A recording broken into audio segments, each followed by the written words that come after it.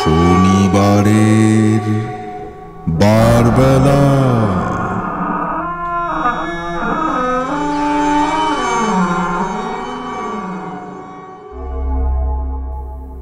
আমরা সবাই গল্প শুনতে ভালোবাসি, আর গোয়েন্দা বা অদ্ভুতুড়ে গল্প আমাদের সকলেরই প্রিয়। তাই আমি আপনাদেরকে প্রতি শনিবার এক একটি রহস্য ও অদ্ভুতুড়ে গল্প শোনাব। তাই শুরু হচ্ছে শনিবারের বারবেলা। আগের দিন রাতে একটা জলসা ছিল। জলসা ভাঙতে ভাঙতে রাত প্রায় 1:30 হয়ে গিয়েছিল। কাজেই কিরিটি আর আমাকে বাসায় ফিরতে দেয়নি। বলেছিল, এত রাতে বাস ট্যাক্সি তো কিছুই পাবি না, তার থেকে চল রাতটা আমার বাড়িতেই কাটিয়ে দিবি শিশির। আমি আর এতে আপত্তি করিনি। কিরিটির তালতলার বাড়িতে এসে একটা বালিশ নিয়ে শুয়ে পড়েছিলাম। সকালে ঘুম ভাঙতে একটু দেরি হয়েছিল, প্রায় 7:15। হাত মুখ ধুয়ে সবে দুজনে 2 কাপ চা নিয়ে বসেছি। হঠাৎ অল্প দূরে ফোনটা বেজে উঠল। আমি উঠে গিয়ে ফোনটা ধরলাম। হ্যালো। অন্য প্রান্ত থেকে একটা প্রশ্ন ভেসে আসলো। সর্দি হলে যেরকম গলাটা বসে যায়, ঠিক তেমনই গলার স্বর।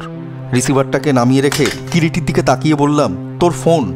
কিরিটি উঠে গিয়ে ফোনটা ধরল। কিরিটি রায় মারা গেছে? সুইসাইড বা আত্মহত্যা নয়? ও, ঘরের দরজা আবার খোলা ছিল। আচ্ছা, মৃত্যুটা ঠিক স্বাভাবিক বলে মনে হচ্ছে না। অন্য প্রান্তের কথাগুলো ঠিক শুনতে পেলাম না, কিন্তু কিরিটির কথাগুলো কানে আসতে লাগলো। ঠিক আছে, আমি আসছি। না না না না, আধ ঘন্টার মধ্যেই পৌঁছে যাবো একেবারে। হ্যাঁ, থ্যাংক ইউ। ওকে। কিরিটি এবার রিসিভারটা নামিয়ে চেয়ারে এসে বসলো। ভৃত্য কালীপদকে আর 1 কাপ চা দিতে বলে আবার একটি চারমিনার ধরালো। কি হয়েছে কিরিটি? কেউ মারা গেছে? কে ফোন করেছিল? কিরিটি এবার আমার কথা হেসে বলল, শ্যামাপুকুর থানার অফিসার মিস্টার রঞ্জিত চাকিকে তোর মনে আছে? সেই যে কালো বাঘের মতো মোটা আবলুস কাঠের মতো গায়ের রং, আবার মাথা জোড়া টাক। তা সে যাই হোক, ভদ্রলোকের মাথায় যে গ্রে ম্যাটারটা ভালোই আছে। তাছাড়া যতই মোটা বলিস, প্রয়োজনের সময় কিন্তু সাংঘাতিক অ্যাক্টিভ হতে পারেন ভদ্রলোক। কিছুদিন হলো রঞ্জিত চাকি বেলগাছিয়া ট্রান্সফার হয়ে গিয়েছেন। তা তো বুঝলাম, কিন্তু এই প্রসন্ন সকালে কার মৃত্যু সংবাদটা তোকে দিতে চেয়েছিলেন? অঘোর চট্টোপাধ্যায় নামে এক ধনী ব্যক্তির। তুই চিনতিস নাকি ওই অঘোরনাথকে? হ্যাঁ, পরিচয় তো ছিল কিছুটা, কিন্তু ভাবছি রঞ্জিত চাকির ধারণা অঘোরনাথের মৃত্যুর মধ্যে রীতিমতো একটা জটিল রহস্য আছে। তাই আমার সাহায্য চাই। চল একবার ঘুরে আসি। কালীপদ এবার চা নিয়ে আসলো। কিরিটি দ্বিতীয়বার আবার চায়ের কাপটা সবে ঠোঁটে তুলতে যাবে, এমন সময় আমাদের ফোনটা আবার ঝনঝন করে বেজে উঠল। এবারও আমি গিয়ে ফোনটা ধরলাম। একবারে ভারী পুরুষের গলায় কে একজন বললে, শুনুন কিরিটি বাবু, অঘোরনাথ চাটুর্যের মৃত্যুর ব্যাপারে যদি আপনি নাক গলান, তাহলে আপনার মৃত্যুও অবধারিত। আমাকে আর প্রশ্ন করার কোনো সুযোগ না দিয়ে অপর প্রান্তের ব্যক্তি তার বক্তব্যটুকু জানিয়ে ঠক করে ফোনের রিসিভারটা নামিয়ে রাখলো। আমি যেন কেমন থতমত খেয়ে আস্তে আস্তে ফোনের রিসিভারটা নামিয়ে রাখলাম। কিরিটি বলল, কে ফোন করলো শিশির? একটা ভারী পুরুষ কণ্ঠস্বর তোকে সাবধান করে দিল। সাবধান করে দিল মানে? হ্যাঁ, বলল তুই যেন অঘোরনাথ চাটুর্যের মৃত্যুর ব্যাপারে আর নাক গলাবার চেষ্টা না করিস, অন্যথায় মৃত্যু। ভারী আর কর্কশ ছাড়া কণ্ঠস্বরে আর কোনো বিশেষত্ব ছিল? কিরকম? মানে গলার স্বরটা কি চেষ্টা করে বিকৃত করে না স্বাভাবিক? এবার কিরিটি জামাটা গায়ে দিয়ে বলল, যাই হোক, নে এবার চটপট করে তৈরি হয়ে নে, আমাদের এবার বেরোতে হবে। কিরিটি সেই ঝরঝরে 1939-এর মডেলের অস্টিন। চলার সময় সারা বডি থেকে যেন হাজারো আর্তনাদ করে। মাথাটা আমার ঝিমঝিম করতে লাগলো। গাড়ি চালাতে চালাতে কিরিটি এবার আমাকে বলল, ঘটনাচক্রে সে অঘোরনাথ চ্যাটার্জিকে আগে থেকেই চেনে। এই জন্য কিরিটি অঘোরনাথ চাটুর্যের সম্পর্কে আমাকে একটা ধারণা দিয়ে দিল। অঘোরনাথ মানুষটি বেশ রকচটা, কিন্তু মনটা অত্যন্ত স্নেহপ্রবণ। 6 ফুটের থেকে বোধহয় 1 ইঞ্চি বেশিই লম্বা হবে। দেহটা যেন একটা পাকানো দড়ির মতো, যাকে বলে সুষ্ঠং কাষ্ঠং। কদম ছাড় দেওয়া কাঁচা পাকা মাথার চুল, খাড়া না খাড়া ছোট ছোট চোখ দুটো ছোট ছোট আবার গর্তের মধ্যে ঢোকানো, ভাঙা তোবড়ানো গাল, গায়ের রং যথেষ্ট ফর্সা। কি শীত কি গ্রীষ্ম, পরনে একটা লুঙ্গি আর একটা গেঞ্জি, আবার গেঞ্জির তলা থেকে মোটা পৈতেটা আবার দেখাও যায় স্পষ্ট। লেখাপড়া যথেষ্ট করেছিলেন, কিন্তু কখনো চাকরি বাকরি করেননি। চাকরি বাকরি করার তার অবশ্য প্রয়োজনও ছিল না। বাবা ছিলেন হাইকোর্টের দুঁদে উকিল, প্রচুর অর্থ কামিয়েছেন। কলকাতার ওপর খানচারেক বাড়ি, আবার মোটা ব্যাংক ব্যালেন্স। তার বাবা জগদীন্দ্র চ্যাটুর্যে, তারা দুই ভাই, অঘোরনাথবাবু বড় ও তার ছোট ভাই আছেন একজন, তার নাম শিবনাথ। তাদের একজন বোনও আছে যার নাম জাহ্নবী। অঘোরনাথবাবুর বাবার মৃত্যুর পর তার যাবতীয় সম্পত্তির অধিকারী হন অঘোরনাথবাবু নিজেই। আসলে শিবনাথ বঞ্চিত হয়, কারণ শিবনাথের সাথে তাদের বাবার কোনোদিনই তেমন ভালো সম্পর্ক ছিল না। বাপের অমিল হওয়ায় শিবনাথ অনেকদিন আগেই বাড়ি ছেড়ে এক বস্ত্রে চলে যায়, কখনো ফিরে আসেনি। আর এর মধ্যে শিবনাথবাবুর বোন জাহ্নবীরও বিয়ে হয়েছিল। বিয়ের 7-8 বছর বাদে একটি ছেলেও জন্মেছিল। যদিও সন্তান জন্মানোর সময় জাহ্নবী দেবী মারা যান, একটি পুত্র সন্তান ছিল মাত্র। শিবনাথবাবু নিজেই জাহ্নবীর সেই ছেলেকে নিজের কাছে নিয়ে আসে। তাও ছেলেটির বর্তমানে বয়স হবে 6-7 বছর তো কম করে। অঘোরনাথবাবু ছেলেটির নাম দিয়েছেন পল্টন, ডাকেন অবশ্য পল্টু বলে। সুন্দর দেখতে ছেলেটি, এক মাথা কোঁকড়া চুল, আবার টানা টানা দুটি চোখ। মামুর অতি বাধ্য এবং মামা অঘোরনাথ যা বলেন তাই শুনে চলে ভাগ্নে পল্টু। বেলগাছিয়া রোডের একেবারে ওপরেই বিরাট কম্পাউন্ডওয়ালা বাড়ি ইন্দ্রধাম। এত বড় বাড়িতে লোকজনের মধ্যে শুধুমাত্র ছিলেন অঘোরবাবু নিজে এবং তার ভাগিনা পল্টু। এছাড়া একজন ভৃত্য, একজন দাসী, একজন উৎকলদেশীয় পাচক, নেপালি দারোয়ান ও একজন ড্রাইভার। ড্রাইভার অবশ্য বিহারের লোক। ইন্দ্রধামে পৌঁছে দুজন কনস্টেবলকে নিচে দাঁড়িয়ে থাকতে দেখলাম। তারাই বলল, সাহেব মানে থানার ওসি ওপরে দোতলাতেই আছেন। দোরগোড়ায় একজন লাল পাগড়িওয়ালা সিপাহী দাঁড়িয়েছিল। তাকে ওসির কথা জিজ্ঞেস করতেই সেই ঘরের মধ্যে সে যেতে বলল। আমরা ঘরের মধ্যে ঢুকলাম। একটি বিরাট খাটের ওপরে মৃতদেহটা আড়াআড়িভাবে পড়েছিল। বাঁ হাতটা ঝুলছে আর ডান হাতটা বুকের তলায়। পরনে লুঙ্গি ও একটি গেঞ্জি মাত্র। মুখটা কাত হয়ে পড়ে আছে একপাশে। ফর্সা মুখখানার উপরে যেন একটা কালির ছাপ পড়েছে।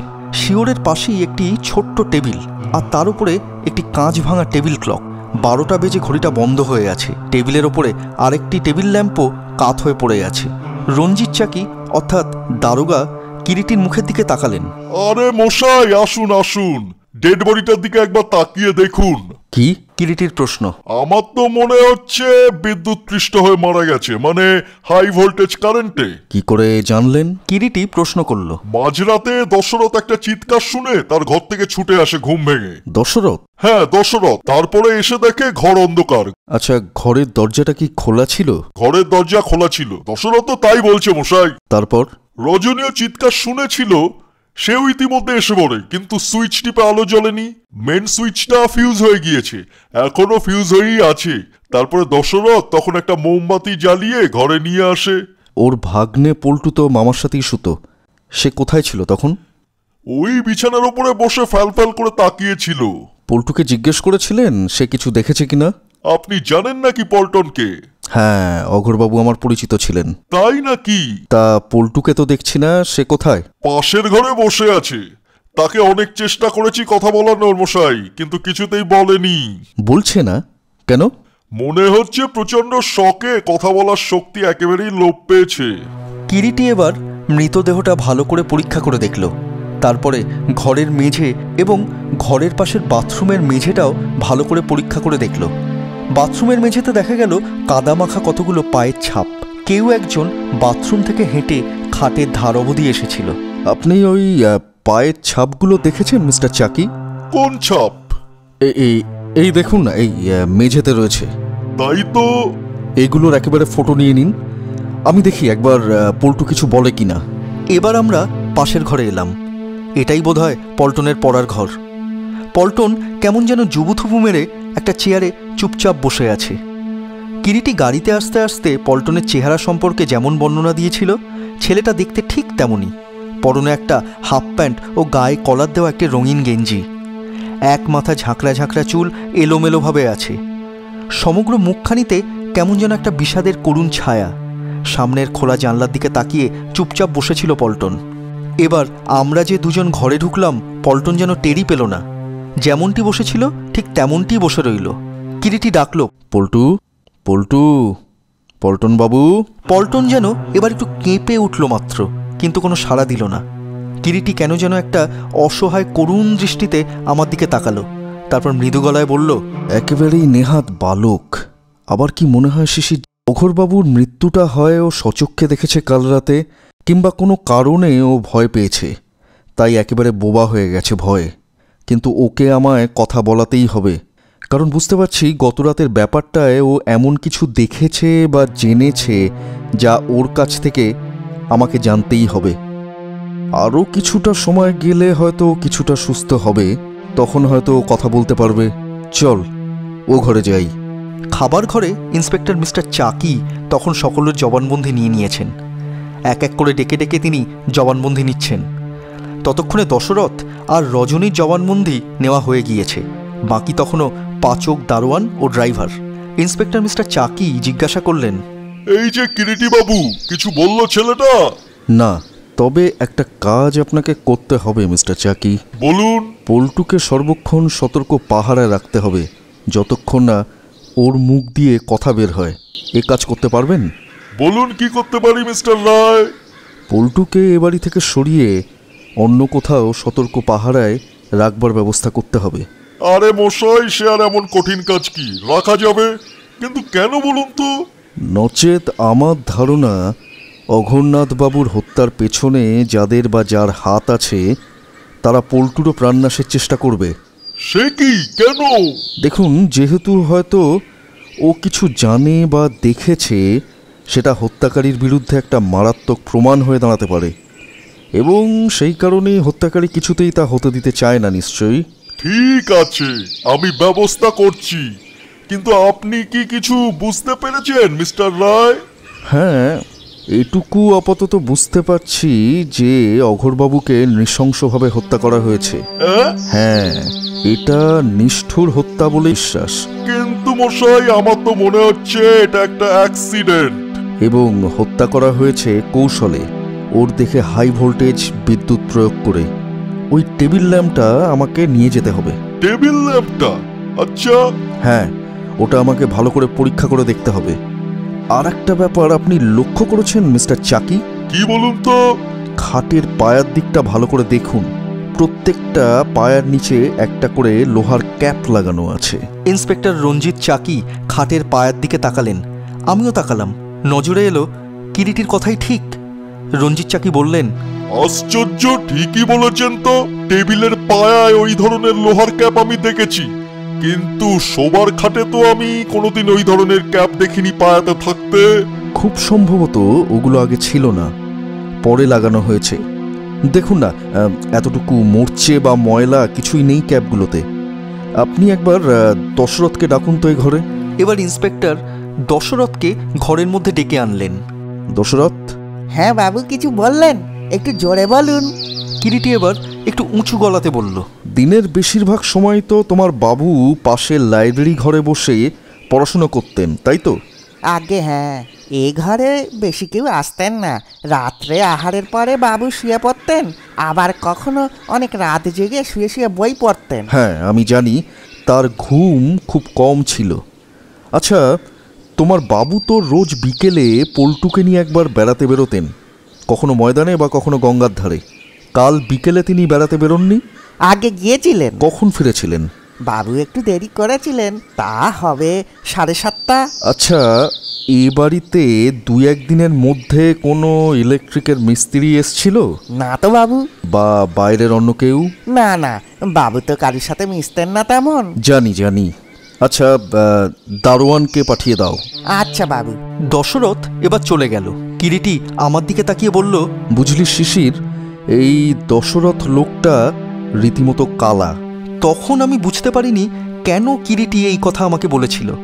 এরপরে দারোয়ান রণবাহাদুর থাপা আমাদের ঘরে এসে ঢুকলো। বাহাদুর। জি সাব।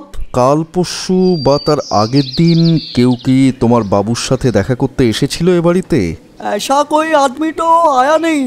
বা গতকাল বিকেলে তোমার বাবু যখন বেরিয়েছিল তখন কেউ এসছিল তার খোঁজে? लेकिन कल बाबू जब बाहर गया था तब एक आदमी आया था। उसके साथ कोई सामान वामान था? हाँ साहब, छोटा एक ठो बैग था उसके साथ। और वो आदमी अंदर में आया था? नहीं साहब, उसको हम अंदर में घुसने बिल्कुल भी नहीं दिया। वो क्या बोला? बोला ऊपर में कोई बत्ती खराब है, बाबू कंपनी में फोन किया था, उसी लिए उसको भेजा गया था। लेकिन साहब मेरे ऊपर कोई हुक्म नहीं था, इसीलिए हम उसको घुसने बिल्कुल भी नहीं दिया। ठीक है, तुम जा सकते हो। रजनी को थोड़ा भेज दो। बहुत अच्छा साहब। রন বাহাদুর এবার ঘর থেকে বের হয়ে চলে গেল। এরপরে আসলো এ বাড়ির ঝি রজনী। রজনী? রজনী এতক্ষণ বোধহয় অনবরত কেঁদে চলেছে। চোখের পাতা জলসিক্ত তখনও এবং বেশ ভারী। রজনী কিরিটির মুখের দিকে তাকালো। কাল তোমার বাবু বিকেলে বেড়াতে বেরোনোর পর কেউ এ বাড়িতে এসেছিল জানো? কাউকে দেখেছো? হ্যাঁ বাবু, কিসব বাতির তার খারাপ হয়ে গিয়েছিল, তাই সারাতে এসেছিল। কে? জানি না, তবে বলছিল বাবুই নাকি তাকে পাঠিয়েছেন। কোথায় তাকে দেখেছিলে? বাবুর ঘরে খুটখুট করে আওয়াজ হচ্ছিল। ঘরে ঢুকে দেখি লোকটা কি সব তার ঠিক করছে। আমি নিচে দশরথদাকে ডাকতে গেলাম। দুজনে ফিরে এসে দেখি কেউ নেই। তারপরে দশরথকে কথাটা বলেছিলে তুমি? বলেছিলাম। দশরথদা বলল আমি নাকি চোখে ভুল দেখেছি। কিন্তু বাবু, আমি মা কালীর দিব্যি করে বলছি, আপনাকে যা বললাম তা মিথ্যা নয়। আচ্ছা রজনী, তুমি কি জানো এই টেবিল ল্যাম্পটা নতুন কি কবে কেনা হয়েছিল? এটি কোনো টেবিল ল্যাম্পই কেনা হয়নি, ওটা তো ছিল পুরনো, অনেক দিন থেকেই ওখানে ছিল। ভালো করে দেখো তো একবার ল্যাম্পটা। না, এটা তো সেই আলোটা নয়। সেই আলোর ডোমটা ছিল সাদা রঙের, আবার একটা ঘষা দাগও ছিল। এটা তো দেখছি নীল রঙের, সেই দাগগুলো দেখছি না। ঠিক আছে, তুমি যেতে পারো। ঠিক আছে মিস্টার চাকি, আপনার যা করণীয় করুন। আর এই টেবিল ল্যাম্পটা আমি নিয়ে যাচ্ছি সাথে। ময়নাতদন্তের রিপোর্ট এলেই আমাকে জানাবেন। আর এই বাড়ির প্রত্যেকের উপরে কড়া পাহারা রাখুন। আর পল্টনকে কিন্তু সাথে করে নিয়ে যান। এখানে পল্টনকে রেখে যাওয়া মোটেই উচিত হবে না। শিশির, এবার চল। কিরিটি আলোটা নিয়ে বের হয়ে এলো আর আমি তাকে অনুসরণ করলাম। এই ঘটনাটার অনিবার্য মোড় নিল আর দিন দুই বাদে, এবং সেটা পল্টুকেই কেন্দ্র করে। এই 2 দিন কিরিটি কোথাও বের হয়নি। আমার মনে হচ্ছিল কিরিটি যেন কোনো কিছুর প্রতীক্ষায় বসে আছে। ঘটনাটা হলো 3য় দিন রাতের, যখন কিনা ইন্সপেক্টর মিস্টার চাকির ফোন এলো আমাদের কাছে। আমি ওই সময়টা কিরিটির বাড়িতে ছিলাম না। পরের দিন সকালে ওর কাছ থেকে সব জানতে পারলাম। ইন্সপেক্টর রঞ্জিত চাকি থানাতে নয়, শ্যামবাজারে তার বোনের বাড়িতে পল্টুকে রেখে দিয়েছিল। বাড়িটির ওপরে 3টি ঘর, একটি ডাইনিং স্পেস, সামনে খানিকটা খোলা ছাদ। বাড়ির পেছন দিকে একটা ব্লাইন্ড লেন আছে। ঘরে ঢুকেই কিরিটি দেখল শ্যামলী দেবীকে আঁকড়ে ধরে পল্টু বসে আছে। কিরিটি ডাকল, পল্টু, পল্টন বাবু। পল্টু অর্থাৎ পল্টন কিরিটির ডাকে ওর দিকে ফিরে তাকালো। আমাকে চিনতে পারছো পল্টু বাবু? হ্যাঁ। কি হয়েছিল বলো তো? একটা ভয়ঙ্কর মুখ। একটা মুখ? ঠিক ওই দিনের মতো ওই জানলায় দাঁড়িয়ে ছিল। একটা লম্বা লাঠি দিয়ে খোঁচা দিয়ে আমার ঘুম ভেঙে গেল। কয়েকদিন আগেও রাত্রে ঠিক এমনই দেখেছিলে, তাই না পল্টু বাবু? হ্যাঁ। সেই দিন রাতে তুমি যখন মামার সাথে ঘুমিয়েছিলে তখনও তুমি এরকমই দেখেছিলে, তাই তো পল্টু বাবু? জানলা দিয়ে আলো এসে পড়েছিল। মামা জেগে উঠে বলল, কি হয়েছিল পল্টু? তারপর দেখলাম একটা নীল আলো। নীল আলো? হ্যাঁ, নীল আলো। আমি এখানে কেন? মামা কোথায়? মামার কাছে যাব। আমাকে মামার কাছে নিয়ে চলো। হ্যাঁ যাবে বই কি, কালই যাবে। রঞ্জিত বাবু, এক্ষুনি আমাদের বেরোতে হবে। কোথায়? চলুন, যেতে যেতে বলবো। তাছাড়া চলুন তো একবার বাড়ির পেছন দিকের গলিটা একবার দেখা যাক। গলিটা? হ্যাঁ গলিটা, আসুন। পেছনের গলিটায় টর্চের আলো ফেলতেই দেখা গেল সেখানে পড়ে আছে একটা মুখোশ। কাছে গিয়ে দেখা গেল মুখোশটা সত্যিই বিভৎস। কিরিটি মাটি থেকে মুখোশটা তুলে নিয়ে দেখতে দেখতে বলল, রঞ্জিত বাবু, আমার মনে হয় হত্যাকারী ভালোভাবেই জানত যে অঘোরনাথ অত্যন্ত ভীতু প্রকৃতির মানুষ। সেটা জেনেই আমার অনুমান সে রাতে এই মুখোশ এঁটে অঘোরনাথকে ভয় দেখাতে গিয়েছিল হত্যাকারী। ঘরে চাঁদের আলো এসে পড়েছিল জানলার পথে। টেবিল ল্যাম্পটার মধ্যে আগে থেকেই মৃত্যু ফাঁদ পাতা ছিল। আলোর সুইচ টিপে জ্বালতে গেলেই হাই ভোল্টের কারেন্ট অঘোরনাথবাবুর দেহের মধ্যে প্রবেশ করবে এবং তার ফলে তার মৃত্যু অবধারিত। আরে বলেন কি মশাই? হ্যাঁ, আপনি লক্ষ্য করেননি, আমি পরীক্ষা করে দেখেছি। আলো সুইচটা মেটালের তৈরি। সেই রাতে ঘরে ঢুকে আলো জ্বালতে গেলেই যে কোনো লোকই মারা পড়ত। রোজকার মতো পড়াশুনো করার একটা অভ্যেস অঘোরনাথবাবুর ছিল, আর যথারীতি তিনি লাইট অফ করেই ঘুমাবেন। হত্যাকারী এমন একটা ব্যবস্থা করে রেখেছিল যাতে মেটালের সুইচটা কারেন্ট হয়ে থাকে। হত্যাকারী চেয়েছিল যে রাতের অন্ধকারে সে জানলা দিয়ে অঘোরবাবুকে ভয় দেখাবে, আর যখনই অঘোরবাবু ভয় পেয়ে যাবেন স্বাভাবিকভাবেই তিনি ঘরের আলোটা জ্বালতে সচেষ্ট হবেন, এবং তার হাতের কাছে টেবিল ল্যাম্পের সুইচটা তো আছেই। আর ঠিক সেটাই হয়েছে, একটু অন্যভাবে। অর্থাৎ সেই দিন ঘুমটা ভেঙে যায় তার ভাগ্নে পল্টুর। পল্টু যেই চিৎকার করে ওঠে, অঘোরবাবু সেই সময় ঘুম থেকে জেগে যান, এবং জেগে গিয়ে যখনই তিনি সুইচটা অন করেন সাথে সাথে সমস্ত কারেন্ট তার দেহের মধ্যে দিয়ে প্রবাহিত হয়। যদিও আমাদের ভাগ্য ভালো ছিল, অঘোরবাবু মাটিতে নেমে সুইচটা অন করেছিলেন এবং পল্টু ছিল খাটের উপরে, যার ফলে যা হয় আর কি, পল্টুর দেহে আর কারেন্ট প্রবেশ করেনি। কিন্তু দুর্ভাগ্য এটাই যে অঘোরবাবু মৃত্যুর হাত থেকে ছাড়া পেলেন না। দুজনে গাড়িতে বসে পাশাপাশি যেতে যেতে কিরিটি বলতে লাগলো, হত্যাকারী দেখল ঘটনাচক্রে পল্টু সব দেখে ফেলেছে। আমরা জানি পল্টু তার মুখ দেখেনি, কিন্তু হত্যাকারী তো সেটা জানে না। সেই জন্যে আমার মনে হয় হত্যাকারী অবশ্যই চেষ্টা করবে পল্টুকেও হত্যা করার, অর্থাৎ তার পথ থেকে সরিয়ে দেওয়ার। সেই জন্যই আমি আপনাকে বলেছিলাম মিস্টার চাকি, পল্টুকে আর ইন্দ্রধামে রাখা ঠিক হবে না, আপনি সরিয়ে দিন ওখান থেকে। আর আমি ঠিক যা ভেবেছিলাম সেটাই ঘটেছে। হত্যাকারী পল্টুর পিছু নিয়েছে এবং সে পল্টুর নতুন জায়গায় চলে গেছে।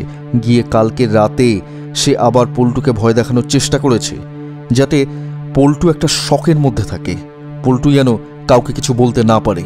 কিন্তু যাই হোক, হত্যাকারী সে আশা আর পূরণ হলো না। গাড়ি ইতিমধ্যে ইন্দ্রধামের কাছাকাছি আসতেই কিরিটি গাড়ির হেডলাইটটা নিভিয়ে দিল। গাড়ি নিয়ে নয়, হেঁটেই যাব, চলুন। কিরিটি কথাগুলো বলতে বলতে গাড়ি থেকে নামলো। তবে ভেতরে চলুন। গেট দিয়ে ভেতরে ঢুকে পা কয়েক এগোতেই ইন্সপেক্টর রঞ্জিত চাকি বললেন, আরে মহাবীর সিং, এদিকে এসো, এদিকে এসো। তোমাকে আমি বলেছিলাম না বাড়ির পেছনের দিকটা পাহারায় থাকতে? কিছু দেখলে নাকি? কয়েক মিনিট বাদেই ইন্সপেক্টর রঞ্জিত বাবু ফিরে আসলেন। ফিরে এসে জানালেন যে মিনিট 5 আগে কোনো একজন লোক বাড়ির পেছনের স্পাইরাল সিঁড়ি বেয়ে ওপরে উঠে গেছে। এবার সেই স্পাইরাল সিঁড়ি বেয়েই প্রথমে কিরিটি ও তারপরে মিস্টার চাকি পা টিপে টিপে ওপরে উঠল। স্পাইরাল সিঁড়িটা শেষ হচ্ছে বাথরুমের পেছনের দরজায়, আর বাথরুমের দরজাটা খোলাই ছিল। চাপা গলায় কিরিটি বললে, আপনার ভগ্নিপতির বাড়ি থেকে লোকটা সোজা এখানে চলে এসেছে, আর এই সিঁড়িটারই ব্যবহার করেছে। আর একটা জিনিস দেখুন, তাড়াহুড়োয় মুখোশটা যেমন গলির মধ্যে সে ফেলে রেখে চলে এসছে, তেমনি এই বাথরুমের দরজাটাও বন্ধ করতে সে ভুলে গেছে। দুজনে ঘরে এসে ঢুকলো। কিরিটি পকেট থেকে টর্চটা বার করে প্রথমে আলো জ্বালিয়ে ঘরের চারিদিকটা একবার দেখে নিল। ঘরের মধ্যে কেউ নেই, কিন্তু ঘরের দরজাটা খোলা। হঠাৎ দুজনের কানে এলো একটা অস্পষ্ট গোঙানির শব্দ, কেউ যেন যন্ত্রণায় কাতরাচ্ছে। রঞ্জিত চাকি বললেন, শুনতে পাচ্ছেন মিস্টার রায়? কেউ মনে হয় আশেপাশে আছে, যন্ত্রণায় কাতরাচ্ছে। শুনেছি, চলুন। এদিকে বারান্দাটা অন্ধকার, বেশি দূর যেতে হলো না। খানিকটা এগোতেই টর্চের আলোয় কিরিটি থমকে দাঁড়ালো। এ বাড়ির ঝি রজনী মাটিতে উপুড় হয়ে পড়ে আছে, পিঠের একপাশে একটা ছোড়া বিদ্ধ করা আছে। রজনীর রক্তে বারান্দা ভেসে যাচ্ছে। কিরিটি এবার দৌড়ে গিয়ে রজনীর সামনে গেল। পরীক্ষা করে বুঝলো হাসপাতালে পাঠালেও রজনীর আর বাঁচার আশা নেই। কিন্তু সেই দিকে নজর দেওয়ার সময় ছিল না কিরিটির। সে দ্রুত এগিয়ে গিয়ে দুখানা ঘরের পরের একটা বন্ধ দরজায় ধাক্কা দিল। বার কয়েক জোরে জোরে ধাক্কা দেওয়ার পরে দরজাটা খুলে গেল। সামনে দাঁড়িয়ে রয়েছে দশরথ। চোখ মুছতে মুছতে সে বলল, এবার বেশ উঁচু গলাতেই কিরিটির নির্দেশের ভঙ্গিতে বলে উঠল, ঘরের আলোটা জ্বালো দশরথ। বাবু আপনি? আলোটা জ্বালো। কি হয়েছে বাবু? দশরথের আপাদমস্তক তীক্ষ্ণ দৃষ্টি বুলিয়ে নিয়ে কিরিটি বলল, দশরথ, তুমি ঘুমাচ্ছিলে? আগে বাবু। দশরথ, তোমার কাপড়ে ওটা কিসের দাগ? এ কি বলছেন বাবু? গলা তুলে এবার কিরিটি বলে উঠল, একটু আগে তুমি রজনীকে ছুরি মেরেছ। কি বলছেন বাবু? ওই দেখুন মিস্টার চাকি, দশরথের ধুতিতে রক্তের দাগ। কেমিক্যাল অ্যানালিসিস করলেই জানতে পারবেন ওই দাগ রক্তের, এবং সেটা রজনীরই রক্ত। রজনীকে দশরথই খুন করেছে, আর ওই মুখোশের কীর্তিও দশরথের। হঠাৎ দশরথ ইন্সপেক্টর রঞ্জিত চাকিকে একটা প্রবল ধাক্কা দিয়ে ঠেলে ফেলে দিয়ে ছুটে বেরিয়ে গেল। কিন্তু শেষ পর্যন্ত দশরথ পালাতে পারেনি। কিরিটি তাকে ধরে ফেলেছিল। সে এখন হাজতে। সব শুনে বললাম, তাহলে সবকিছুই দশরথের কাণ্ড কারখানা কিরিটি? হ্যাঁ, তবে দশরথও একজনের হাতের পুতুল মাত্র। সে যেমন করিয়েছে তেমনি নির্বোধের মতো দশরথও টাকার লোভে তাই করে গেছে। জিজ্ঞাসা করলাম, তাহলে আসল অপরাধীকে কে ওকে দিয়ে এত কাণ্ড করিয়েছে? কিরিটি বলল, সেটা এখনো জানতে পারা যায়নি, তবে আমার অনুমান অর্থই যত অনর্থের মূল। অর্থ? হ্যাঁ, তাছাড়া আর কার? এবং যে বেশি লাভবান হবে অঘোরনাথের মৃত্যুর নাটের গুরু সেই। কিরিটির অনুমান যে নির্ভুল সেটা দিন কয়েক পরেই প্রমাণিত হল দশরথের জবানবন্দি থেকে। দশরথ যা করেছে অর্থের লোভে, তাও আবার একজনের নির্দেশে। প্রথমটায় দশরথ ব্যাপারটার গুরুত্ব ঠিক বুঝে উঠতে পারেনি। পরে বুঝতে পেরে পল্টনকে অর্থাৎ পল্টুকেও সরাবার ব্যবস্থা করে ভয় দেখিয়ে। নাটের গুরু আর কেউ নয়, অঘোরনাথবাবুরই ছোট ভাই শিবনাথ। বাপ তাকে বাড়ি থেকে বের করে দিয়েছিল তার নষ্ট চরিত্রের জন্যেই। বাবা যখন বেঁচে ছিলেন তখন চিঠি দিয়ে বাবার কাছে ক্ষমা প্রার্থনা করেছিলেন, কিন্তু বাবা তাকে ক্ষমা করেননি। পরে অঘোরনাথের সঙ্গে কয়েকবার দেখা করে শিবনাথ, কিন্তু অঘোরনাথবাবুও ভাইকে তেমন পাত্তা দেয়নি। তবে অঘোরনাথবাবু মাঝে মধ্যে অর্থ সাহায্য করতেন তার বিপদগামী ভাইকে। দশরথের সাথে অঘোরনাথবাবুর পরিচয় শিবনাথেরই সূত্রে। শিবনাথ দশরথকে হাত করে অর্থের লোভ দেখিয়ে। নিরেট বুদ্ধির দশরথ শিবনাথের ফাঁদে পা দিতে বেশি দেরি করেনি। এখন সব কিছুর পরে আর শিবনাথের অবশ্যই কোনো পাত্তা পাওয়া গেল না। যে সম্পত্তির লোভে সে এত কাণ্ড করেছিল, অঘোরনাথবাবু অনেক আগেই সে বিরাট অংশ দেশের কল্যাণে দান করে গেছিলেন। বাকিটা পল্টুকেই দিয়ে গেছিলেন শক্তপোক্ত উইল করে।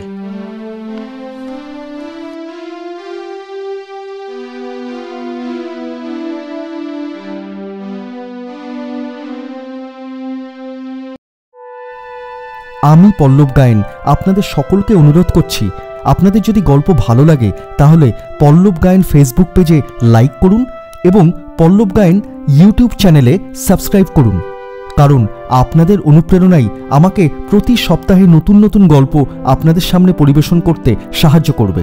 ধন্যবাদ।